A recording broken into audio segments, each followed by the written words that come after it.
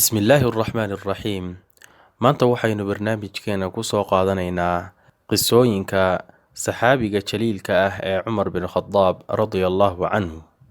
Please ha ilaawin inaad like noo saartid, sidoo kalena subscribe aad noo saartid si aad ula socotid fiidiyowga la soo geliyo iyo kuwa ugu cusub.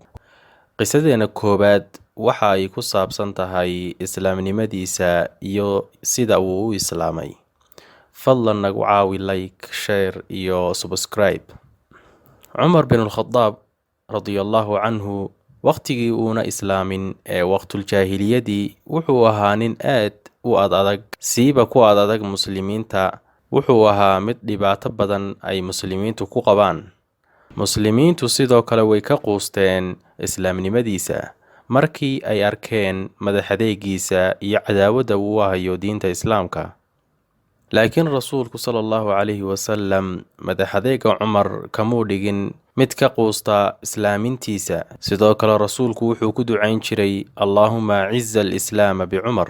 Allah subxaanahu wa tacaala wuu aqbalay ducadii rasuulka, wuuna ka aqbalay in uu islaamiyo Cumar bin Khadaab radiyallahu canhu. Wuxuu dhahay Cumar markuu islaamay kadib, maalintaan islaamay Quraysh waxay igu adkaadeen si ka daran siday rasuulka ugu adkaayeen. Ilaa kuwii ay saaxiibada ahaayeen islaamnimadiisa ka hor ayaa ku biiray kuwii dhibaataynayay.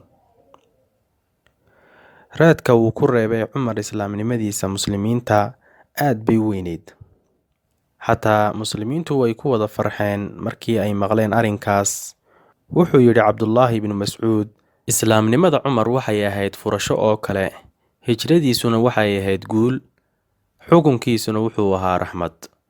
Kumanaanu tukan jirin Kacbada ka hor Cumar islaamnimadiisa, laakiin markuu islaamay ayaanu bilownay inaanu ku tukanno Kacbada annagoona cidna ka baqanayn aan Ilaahay ahayn.